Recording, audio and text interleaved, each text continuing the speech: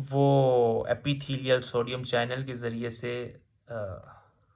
Cell में जाएगा और वहाँ से इंटरस्टिशियल फ्लूइड में जाएगा और वहाँ से प्रीट्यूबुलर कैविटी, इस तरह सोडियम जो है रीअब्सॉर्ब हो जाएगा और पोटाशियम जो है पोटाशियम चैनल से बाहर चला जाएगा। ठीक है। अब यहाँ पे मेन चीज़ ये है कि अब सोडियम जा रहा है ब्लड में। ठीक है। और दूसरी बात यह कि जहाँ पे सोडियम जाता है वाटर उसको फॉलो करते हैं। क्यों? क्योंकि ऑस्मोटिक इफेक्ट होता है कि वाटर जो है from low solute concentration to high solute concentration move करता है, तो वाटर भी इसके साथ जा रहा होगा और इस तरह जो है हमारे पास ब्लड वॉल्यूम जो है वो बढ़ रहा है। ठीक है। ये तो हो गया दूसरा एक्शन जो अल्डोस्टेरोन का है। तीसरा जो एक्शन है वो ये है, जैसे कि मैं यहाँ पे रीनल ट्यूबुलर सेल बनाता हूँ। ठीक है। और ये ल्यूमन है, ये रीनल इंटरस्टिशियल फ्लूइड है और ये प्री ट्यूबुलर कैपिलरीज हैं, ये ल्यूमिनल मेम्ब्रेन है और ये बेजोलैटरल मेम्ब्रेन है। तो एंजियोटेंसिन 2 खुद भी causes reabsorption of sodium।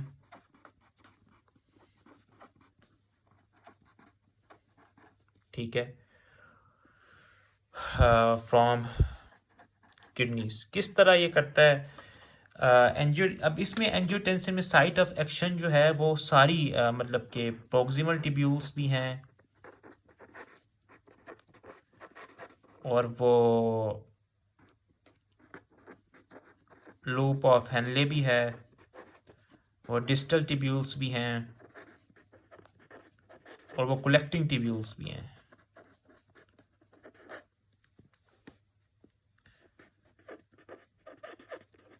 तो होगा क्या कि एंजियोटेंसिन किस तरह किडनी से सोडियम की रीअब्जॉर्प्शन करवाता है? एंजियोटेंसिन 2 जो है अपने रिसेप्टर पे जाके अटैच होगा। ये रिसेप्टर क्या करेगा? एक दफ़ा ये एक्टिवेट हो गया, एक तो ये सोडियम पोटाशियम एटीपीएस पंप बनाएगा। ठीक है। सोडियम पोटाशियम एटीपीएस पंप ये क्या करेगा कि 3 सोडियम को बाहर करेगा और 2 पोटाशियम को 3 सोडियम को जो है वो अगेंस्ट द कॉन्सेंट्रेशन पंप करेगा और 2 पोटाशियम को जो है अंदर लाएगा। इस प्राइमरी एक्टिव ट्रांसपोर्ट होगी। इससे अब क्या होगा कि यहाँ पे सोडियम की लो कॉन्सेंट्रेशन हो गई है। ठीक है। और सोडियम अब ल्यूमिनल मेम्ब्रेन से कैसे रीअब्सॉर्ब होगा कि वहाँ पे ये एक और प्रोटीन बनाएगा जिसे हम कहते हैं सोडियम हाइड्रोजन एक्सचेंजर।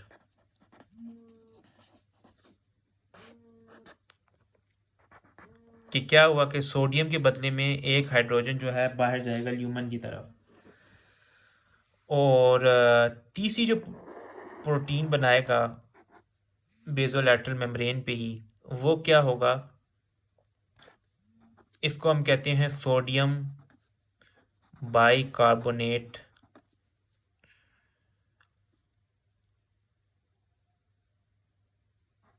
ट्रांसपोर्टर। ठीक है। तो ये जो है सोडियम को रीअब्सॉर्ब करवाएगा अक्रॉस द बेजोलैटरल मेम्ब्रेन। तो इस तरह जो है एंजियोटेंसिन 2 खुद भी सोडियम की रीअब्सॉर्प्शन करवा रहा है। कैसे करवा रहा है? एक तो ये पंप के ज़रिए से जो है पंप के ज़रिए से जो है सोडियम को ये बाहर मूव करवा रहा है, पोटाशियम को अंदर, जिसकी वजह से सोडियम की लो कॉन्सेंट्रेशन हो गई है। इस लो कॉन्सेंट्रेशन की वजह से क्या होगा कि ये जो है ना सोडियम हाइड्रोजन एक्सचेंजर, ये एक्टिवेट हो जाएगा। इसको कहते हैं प्राइमरी एक्टिव ट्रांसपोर्ट, ठीक है। और इसे जो हम कहते हैं, ये जो है काउंटर ट्रांसपोर्ट कहते हैं, ठीक है, जो कि प्राइमरी एक्टिव ट्रांसपोर्ट की वजह से है कि सोडियम की कॉन्सेंट्रेशन लो होने की वजह से। तो सोडियम जो है अंदर चला जाएगा, लेकिन इसके बदले में क्या हो गया कि हाइड्रोजन जो है वो बाहर आ जाएगा। तो और बेज़ोलैटरल मेम्ब्रेन से एक और भी प्रोटीन वो बन रही है जिसको हम कहते हैं सोडियम बाइकार्बोनेट ट्रांसपोर्टर, जो कि ये फर्दर जो है सोडियम की रीअब्जॉर्प्शन करवा रही है। और इस तरह जो है एंजियोटेंसिन 2 जो है इन साइट ऑफ एक्शंस ये हैं इसके, मतलब ये सारी की सारी टिब्यूल्स पे इस तरह सोडियम की रीअब्जॉर्प्शन करवा रही है। तो सोडियम जो है यहाँ से प्री टिब्यूलर कैपिलरीज में चला जाएगा और सोडियम को वाटर फॉलो करता है। इस तरह जो है क्या होगा कि ब्लड वॉल्यूम हमारा जो है ज़्यादा हो रहा है।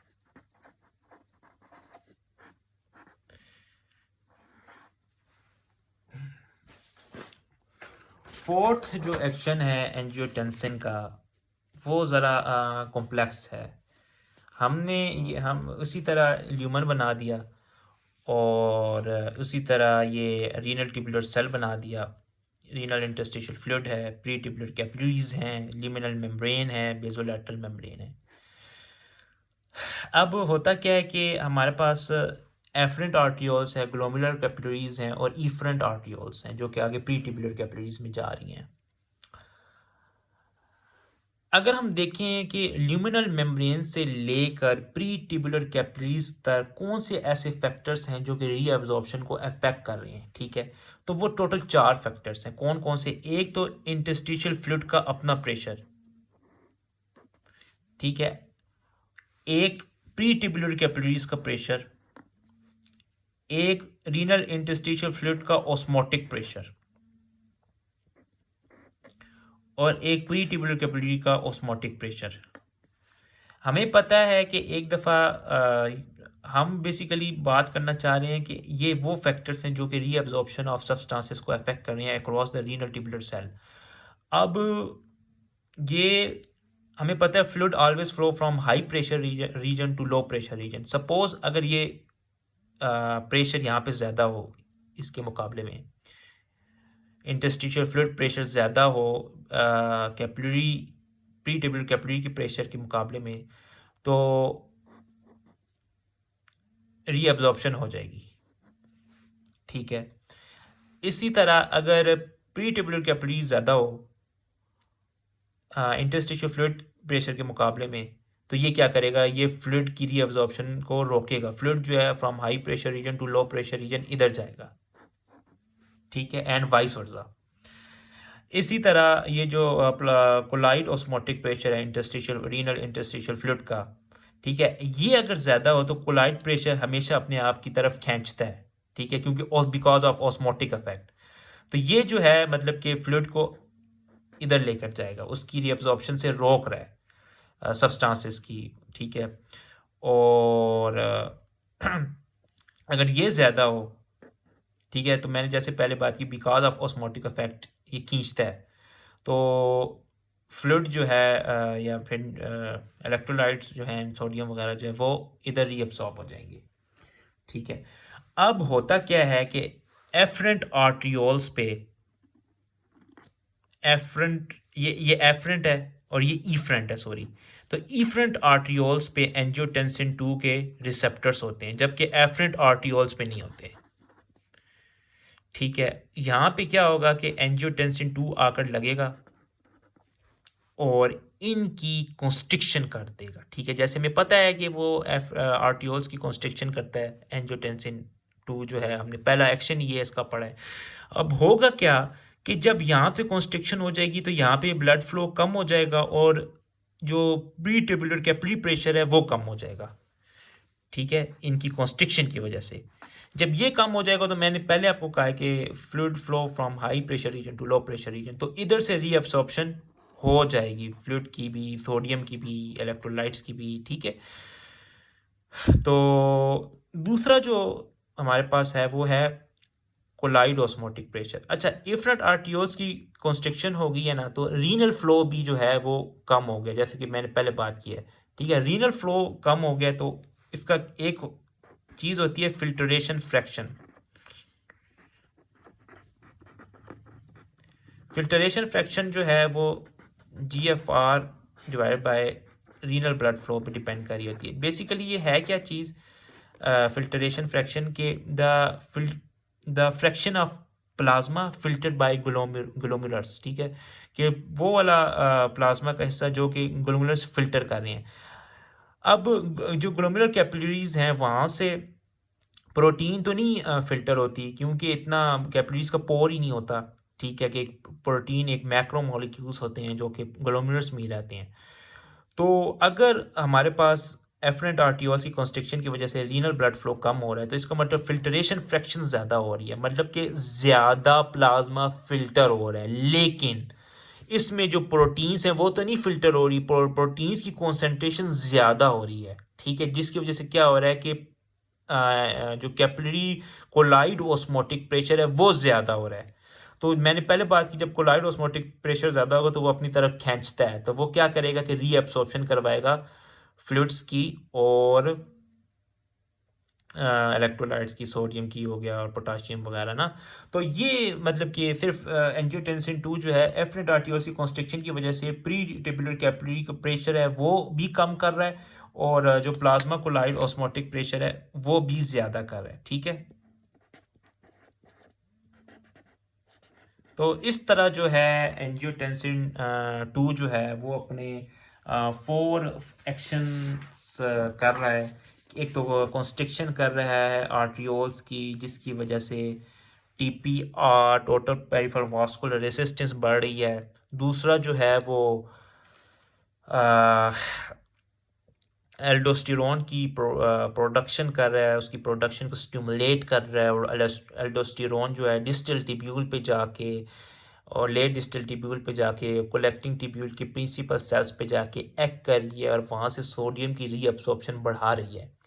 तीसरा जो हमने एक्शन पढ़ा वो ये है कि एंजियोटेंसिन 2 खुद भी सोडियम की रीअब्सॉर्प्शन बढ़ाता है फ्रॉम किडनी टिब्यूल्स, ठीक है। किस तरह 3 प्रोटीन्स बनाते हैं, sodium potassium ATPase, sodium hydrogen exchanger and sodium bicarbonate transporter. इसी तरह जो चौथा उसका फंक्शन है वो ये है कि एंजियोटेंसिन 2 जो है वो रीअब्सॉर्प्शन बढ़ा रहा है, किस तरह, by constriction of efferent arterioles. इस तरह जो है हमारा renal angiotensin aldosterone system complete होता है। हमने देखा कि वो यहाँ इस तरह सोडियम जो ब्लड वॉल्यूम बढ़ रहा है, ठीक है। हम अपनी पुरानी बात पे आते हैं, हमने कहा था कि स्ट्रोक वॉल्यूम है, स्ट्रोक वॉल्यूम जो है वो ब्लड वॉल्यूम पे डिपेंड कर रहा है, ठीक है। End diastolic volume minus end systolic volume, और इसका मतलब ये है कि ब्लड वॉल्यूम जितना ज़्यादा होगा उतना एन डायस्टोलिक वॉल्यूम ज़्यादा होगा। और ब्लड वॉल्यूम कैसे ज़्यादा होता है, जब renal angiotensin aldosterone system activate हो, तो वो जो है सोडियम होमियोस्टेसिस को जो है कंट्रोल कर रहा है, ठीक है। वो एक्टिवेट होगा तो सोडियम की रीअब्सॉर्प्शन ज़्यादा होगी, जिसकी वजह से ब्लड वॉल्यूम ज़्यादा होगा और एन डायस्टोलिक वॉल्यूम ज़्यादा होगा और स्ट्रोक वॉल्यूम ज़्यादा होगा, जिसकी वजह से कार्डिक आउटपुट ज़्यादा होगा और ब्लड प्रेशर ज़्यादा होगा। तो इस तरह हमारा ये एंजियोटेंसिन अल्डोस्टेरोन सिस्टम ख़त्म होता है। अब यहाँ पे एक और बात भी है कि जैसे सपोज़ करें कि ब्लड प्रेशर जो है वो ज़्यादा हो गया, ठीक है, क्योंकि इस सिस्टम के ख़िलाफ़ अगर मतलब अगर ये सिस्टम को ओवरकम करने के लिए, ठीक है, अगर ब्लड वॉल्यूम हद से ज़्यादा हो जाए, ठीक है, या फिर ब्लड प्रेशर ज़्यादा हो जाए, तो ये क्या करते हैं, ये क्या करते हैं, वेंट्रिकल्स को स्ट्रेच करते हैं। वेंट्रिकल्स को जब ये स्ट्रेच करते हैं और एट्रिया को भी स्ट्रेच करते हैं, ठीक है, तो ये दोनों को दोनों मतलब एट्रिया और वेंट्रिकल दोनों को जो है ब्लड मतलब कि ब्लड बढ़ गया है, ठीक है, और ब्लड प्रेशर या फिर ब्लड प्रेशर बढ़ गया, तो ये वॉल्यूम या फिर वॉल्यूम ओवरलोड हो गया है या फिर ब्लड प्रेशर बढ़ गया, तो ये क्या होता है, वेंट्रिकल्स और एट्रिया स्ट्रेच होते हैं। अब इससे जो है हमारे पास मायोकार्डियल नाइट्रियूरेटिक पेप्टाइड्स निकलते हैं, ठीक है। एट्रिया से जो निकलते हैं उनको हम कहते हैं ANP, एट्रियल नाइट्रोजैटिक पेप्टाइड, ठीक है। और जो वेंट्रिकल से निकलते हैं उसको हम कहते हैं BNP, B type natriuretic peptide, atrial natriuretic peptide.